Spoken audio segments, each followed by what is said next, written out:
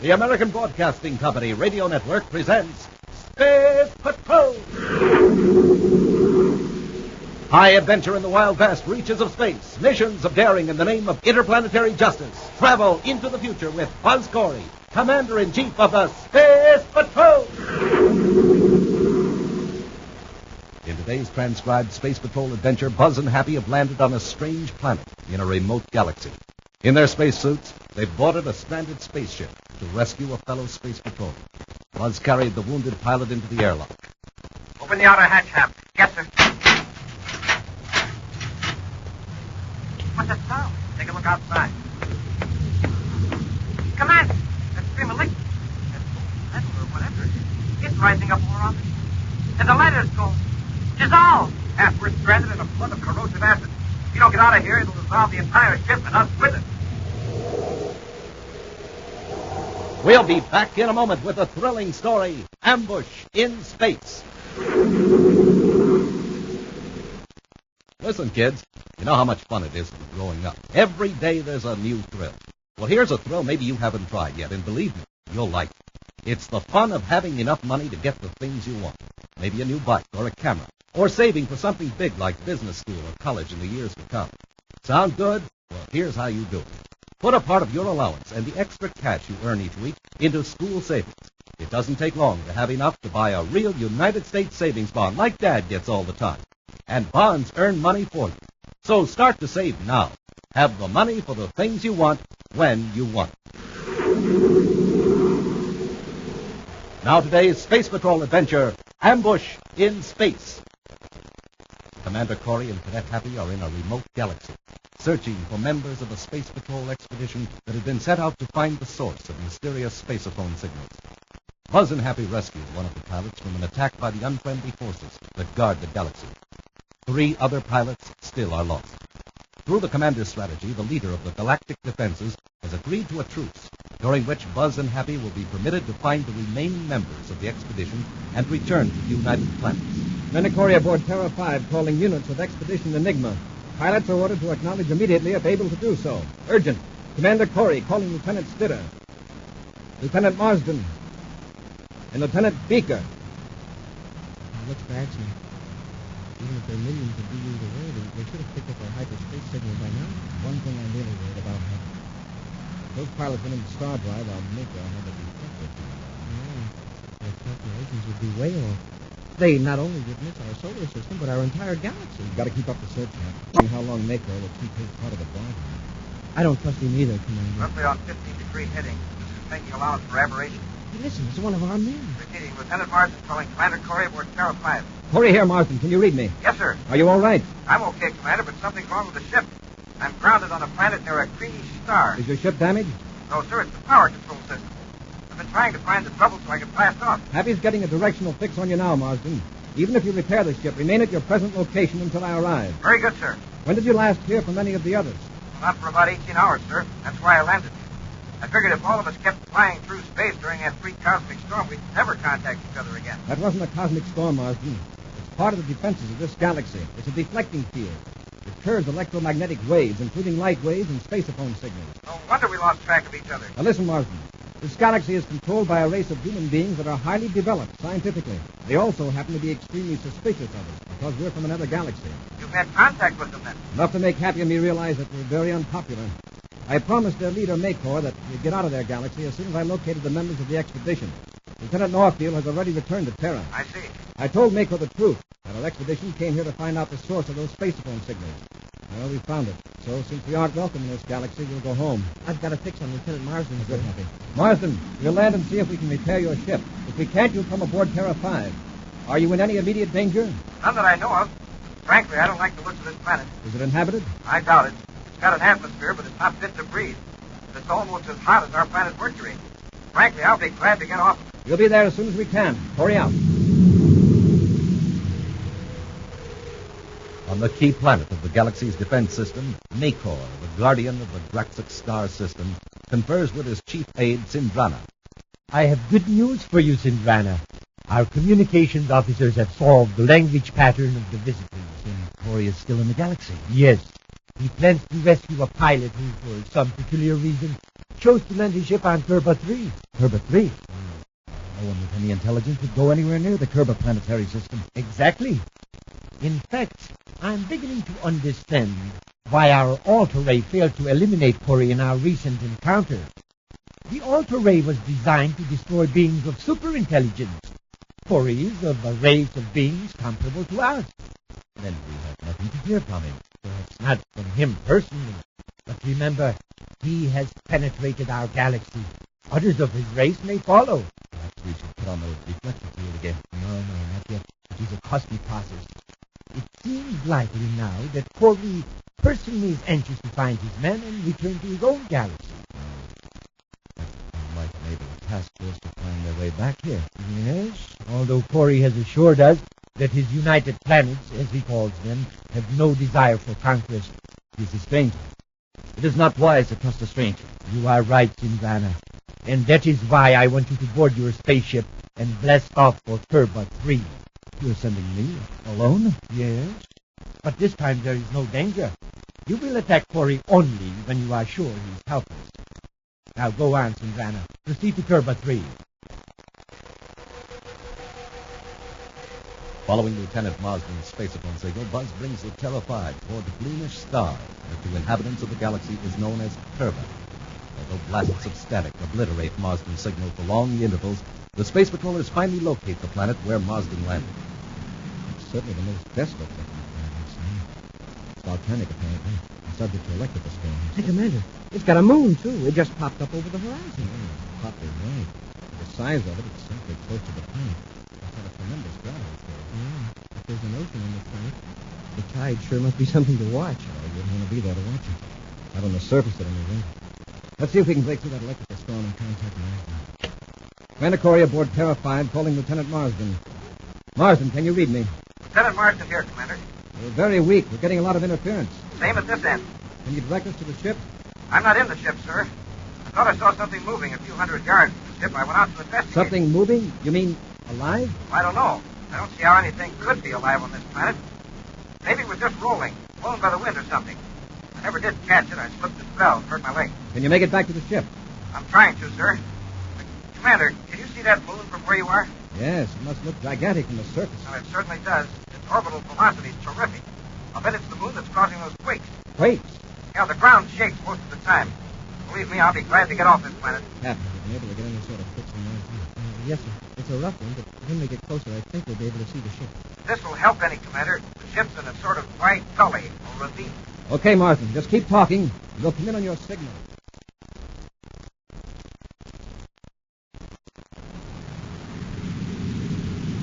Chief Aide Sindrana calling His Excellency Makor, Guardian of the Galaxy. Sindrana calling Makor. This is Makor? I'm Mate Dominguez from Kerba 3, Excellency. Or he's about to land. When he does, I'll be ready to attack. No, wait. It may not be necessary. Kerba 3 is not a hospitable planet. Even if the quakes and volcanoes don't destroy the visitors, there are still the corrosive chemicals. Then you want me to withhold my attack until Corey is about to blast off, if he does? Yes. The men already on the planet is called Marsden. Corey plans to repair Marsden's ship. Every second they are on the planet increases their chances of being destroyed. You're right, Mate. Kerba 3 has its own methods of getting rid of it.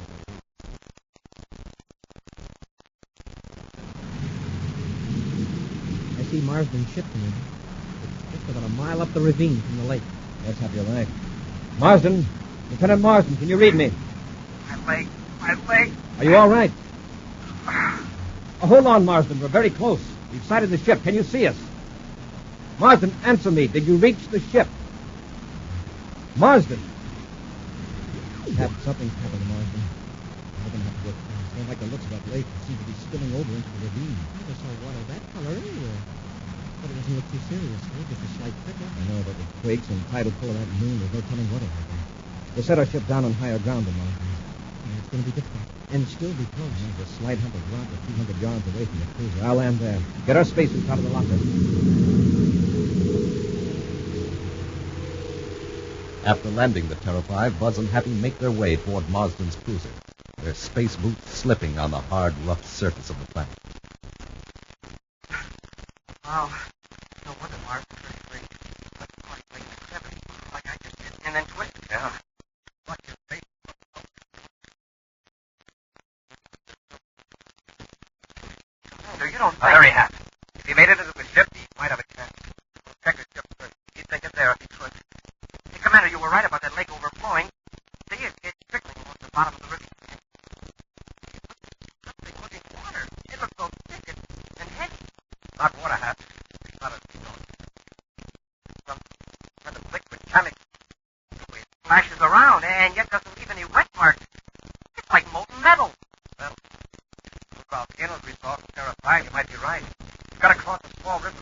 to get to Marsden's ship? Yes, sir. Find a narrow spot and leave across that. We can go right up to Marsden's ship. Okay, Hap, right here. Jump across. That's it, Hap. Here I come. Now, let's get up. Oh, hey, excuse me, sir. I dropped my ray gun. It bounced out of my hole. There it is. It fell into the stream. It's floating like a cork on water. Liquid must be heavier than ordinary metal. That's a break. If the gun sank, I'd have to plunge my spacesuit glove under the liquid. But don't touch it, Hap. It don't dissolve. My ray gun dissolved. Lucky we didn't slide the weight across it. Whatever it is, it's corrosive. Dissolved our space. The stream's right. It's getting deeper. We gotta hurry. Get to the ship and see if Mars is there. Come on.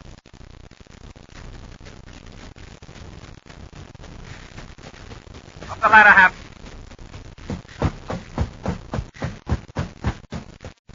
Open the outer hatch. Hey, Commander. You may have made it back to the ship. The inner hatch is open. Inside, quick. Search the ship. Hey, it's a quake. The ship's shaking.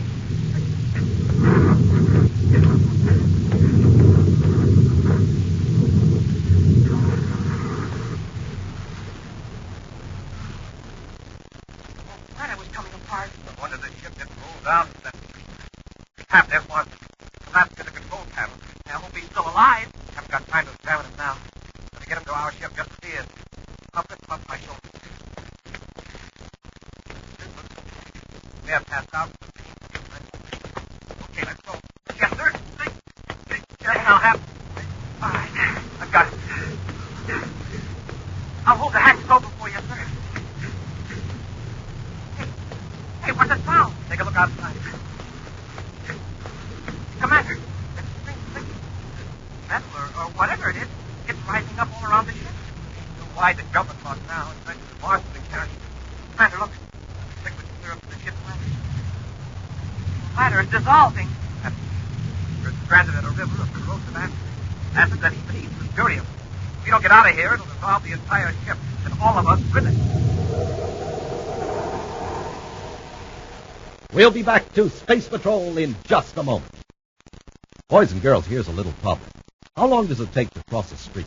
5 seconds? 10 seconds? Well, that may be the right answer. You're careful to cross at the corner and wait for the traffic light. But if you cross in the middle of a block, it may take weeks to get to the other side. Yes, weeks. Weeks spent in the hospital or in bed at home with the broken bones and bruises that come from being in an automobile accident. Don't forget, the motorist doesn't expect to find anyone in the middle of the block. He may not be able to stop in time. That's why it may take weeks from the moment you start across the street until you finally reach the other side. The second you might save isn't worth those weeks you might lose, so be careful. Cross with the light and only at corners. Remember, the life you save may be your own. Now back to today's thrilling Space Patrol adventure, Ambush in Space. Buzz and Happy have landed on the planet Kerba 3 to rescue Lieutenant Marsden, whose Space Patrol cruiser is unable to blast off. The planet is rocky, desolate, and with a poisonous atmosphere. Continuing quakes have caused the nearby lake to spill a strange metallic fluid down into the ravine where the helpless ship is resting.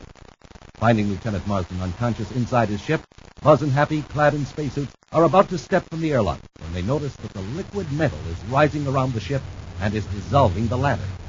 Look what the fluid has done to the Mercurium ladder. Now it's eating away at the upper part of the ship. We can only blast off before the ship is completely melted down. Spent hours trying to fix it, Happy. We've only got a few minutes. Wait. Rocket, work with Marsden. Anything about the repeller ray. The repeller ray? Right, Happy. I'll stay here in the airlock with Marsden. You walk forward and cut on the repeller ray. Right, Commander.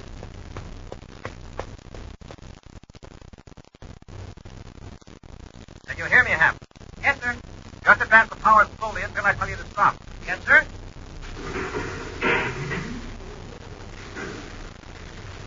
It's on, Commander. But something's stored it out. We're not getting much output. Can you get any more power? I'll try, sir. It's up full, Commander, but the ship isn't moving. I think this will work. Leave it on. Come back here to the airlock. Yes, sir. There you are, Hap. Look outside the hatch. Open rocket. The acid is swirling away from the ship. The repeller ray is forcing the liquid metal away. Hey, and the ground is dry all around the ship. Jump out, Hap. I'll lower Marsden down for you. Yes, sir. All right, Commander, I'll take you. Easy now. There, I've got him, sir. Come on. Let's get going, Hal. All the quick flap for us. We're finished.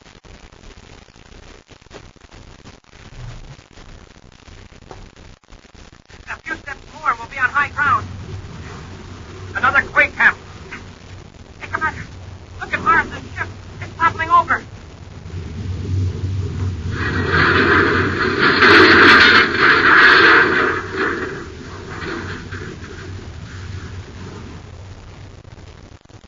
Oh, we made it just in time. The whole ship is all like a big lump of sugar in a cup of hot coffee. Liquid's rising. We've got to get Morrison aboard Terra 5 before our ship is dissolved, too.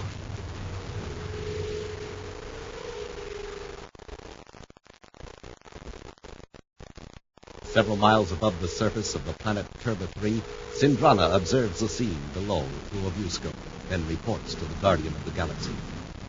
One of their ships has already been engulfed by the corrosive liquid metal. What about Corey? Was he in the ship that was destroyed? I can't tell from this distance. Should I drop lower and investigate? No, I don't think that will be necessary. Wait until the other ship is informed. Then we'll know our intruders. Magor! Something's gone wrong. What do you mean? The other ship is blasted off. What? In my viewscope, I can see Corey's ship moving, rising into space. Then get away from Turba 3 quickly before he sees you. Perhaps I could destroy him now. We probably won't be expecting it. No. I have another idea. I'm changing our strategy. We will cooperate with our visitors. Cooperate? Yes, But they don't trust us. I know that. But once we gain their confidence and trust, it will be different. For the time being, Sindrana, return.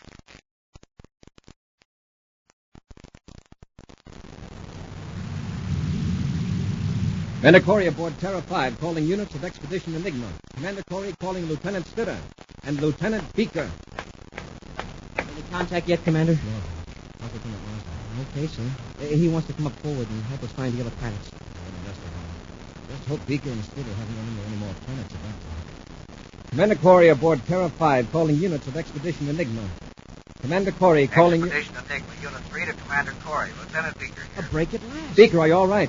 Yes, sir. Except that I've lost track of all the others. I've had no contact for 20 hours. Captain Northfield has returned to Terra. Lieutenant Marsden is aboard Terra 5 with me.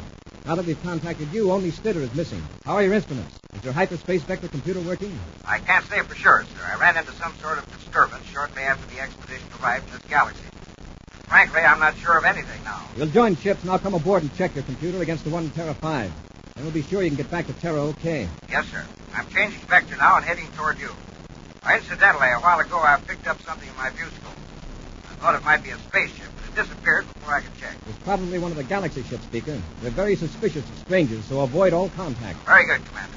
Judging by our fix on your spaceophone signal, we're on an approach vector. Turn your ID signal on. All right, Commander. Coming in okay, Beaker. Steady as you go. Corey out. All right, Hap, take over the controls. I'm going back and talk to Marsden. Yes, sir. In the headquarters of the Guardian of the Black Sock Galaxy, Maycor intently watches a gigantic viewscope screen upon which two tiny dots are slowly converging toward the center. With a smile of grim satisfaction, he clicks on a spaceophone transmitter. Good fortune is with us, Sindrana. Corey has contacted one of the other pilots. The two ships are now approaching Turba and Zankoa. Turba and Zankoa. Are any of our ships in? No, not within 1 million Domegas. Corey and the other pilot are now about 10,000 Domegas apart. Possibly stop either ship now. I didn't tell you all I know. Between Corey and the other ship is the magnetic vortex. They're both heading right toward it. They'll be destroyed. They'll be caught in it before they know anything's wrong. Their ship will be twisted, ripped to pieces by the vortex. Not quite. Only Corey's ship will be destroyed. Then, using the translator here at headquarters, I will warn the other pilot. Because he would have saved his life, he will trust us completely. We can capture him and take over his star dive ship. Exactly. There is nothing to do now but watch the screen and wait until Corey is shot.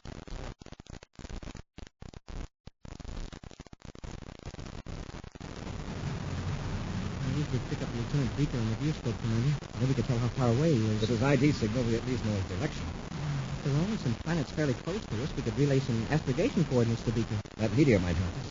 That little thing? It's several hundred times bigger than a spaceship.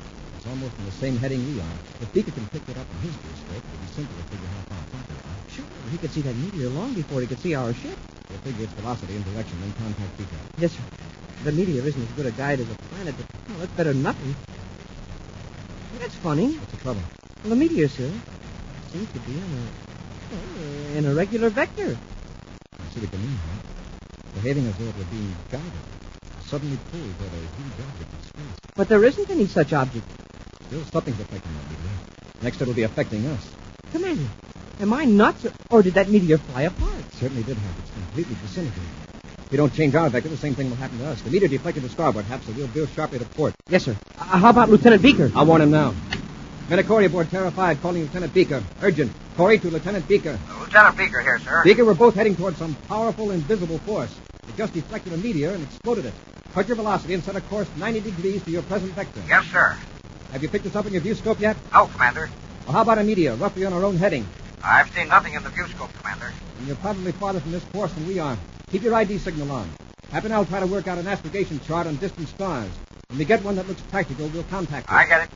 We'll try meeting a few million DUs out in space, away from this force you mentioned. Right, Beaker. And since we don't know the extent of that force, the farther away, the better. I'll contact you in a few minutes. Corey out.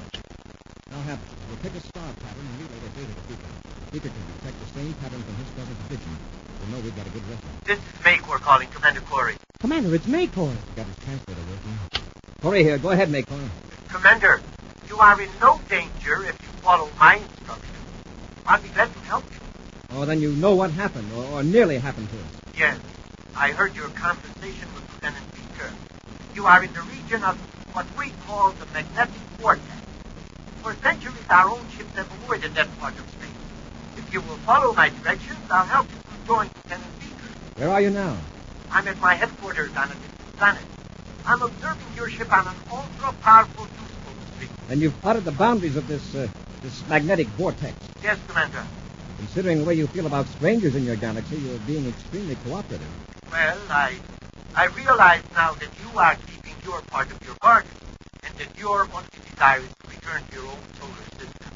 Now, if you will maneuver your ship as I direct.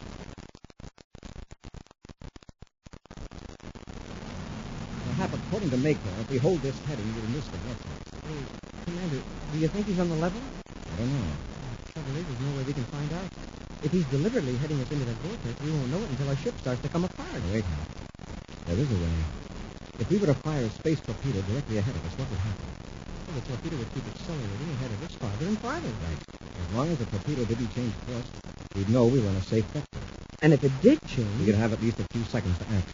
Hap, align a torpedo to fire on a 0-degree heading. Yes, sir. I'll contact Lieutenant Beaker and see if he's had any luck with that astrogation data. Manacori aboard Terra 5, calling Lieutenant Beaker. Beaker here, sir. Did you locate that constellation from the data? Yes, sir. All points checked to less than 1 degree parallax. When you were talking to that Maycor, I got a space phone fixed on both of you. That data reconciles the parallax, Commander. I'd say my instruments are okay. In that case, Lieutenant, you can set your hyperspace vector and return to Terra immediately. I'll continue the search for Spitter. Very well, Commander. Good luck, Beaker. Hurry out. Torpedo trajectory all set, Commander. Very good, Happy. Fire. Well, there goes our guiding star, our life insurance. All we've got to do is keep it in the viewscope. As long as it stays on a steady course, we know we're safe. Hey, when can we be sure that we're completely away from the vortex field? When we get near a planetary system, or if we see another ship, one from this galaxy. Hap, look at that torpedo. It's changing course. Yeah, I'll say. It's bearing to port. Make all right. We've got to change course quick. Commander, that torpedo, it acts like it's gone crazy. Fire starboard rockets. I'll set a course 90 degrees to our previous vector. The torpedo exploded. Did you see that flash? Yes, sir. Plunged into the vortex. That's what we'd have done if you hadn't changed course. Sir, do you think we're safe now? Will we miss that force field? Guardian Maycor calling, Commander Corey. Corey here. Are we on the right vector, Maycor? Commander, this is urgent. My viewscope screen shows that you have changed course. You must follow instructions exactly, or you will meet with disaster. Now, quick, before it's late. Return to your previous course. Nice try, Maycor, but we're on to you. What do you mean? You tried to run us right into that vortex. Just cost us a space torpedo to find out that you can't be trusted. You invader! All right. You avoided the vortex. Now, I'm going after you personally, Corey. I'll get you. When I do, you will regret that you ever entered this galaxy. I'd be more impressed with your threat, Maycor, if you had a reputation for keeping your word. Hey, that's telling him, Commander. Now listen, Maycor. One of my men is still lost in your galaxy. I intend to find him and take him home. Whenever or wherever you try to stop me, I'll be ready.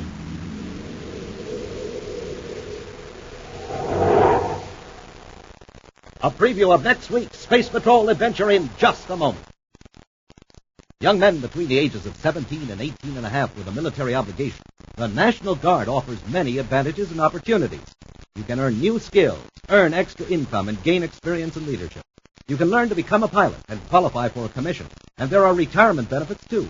If you enlist in your local National Guard unit, you may start your training right there at home. There's no need to interrupt your work or school. Inquire about the unlimited opportunities the National Guard offers you by contacting your local armory. Preparedness now is a safeguard against the future. Do your part by enlisting in the National Guard. Now a preview of next week's exciting Space Patrol adventure. Buzz and Happy are in their spaceship, approaching a planet in a remote solar system. Commander, where did that thing come from? The glowing object is headed right toward us. A meteor. Meteors don't glow in empty space. Getting brighter. It's a ball of fire. There's another one. Where in the universe are they coming from? It's a weapon, Hap. A weapon. And it's some sort of... It's got to be Maker's work. Right. He's trying to make good his threat to destroy us. Be with us next week for the thrilling Space Patrol story, The Prison Planet. Space Patrol, created by Mike Moser, starring Ed Kemmer as Commander Corey and Lynn Osborne as Cadet Happy, was written by Lou Houston, produced and directed by Larry Robertson, executive producer Helen Moser. Other players were Bela Kovach, Norm Jolly, and Ken Mayer. Lee Zimmer speaking. This program is broadcast to our armed forces overseas through the worldwide facilities of the Armed Forces Radio Service. Space Patrol came to you transcribed from Hollywood. This is ABC Radio Network.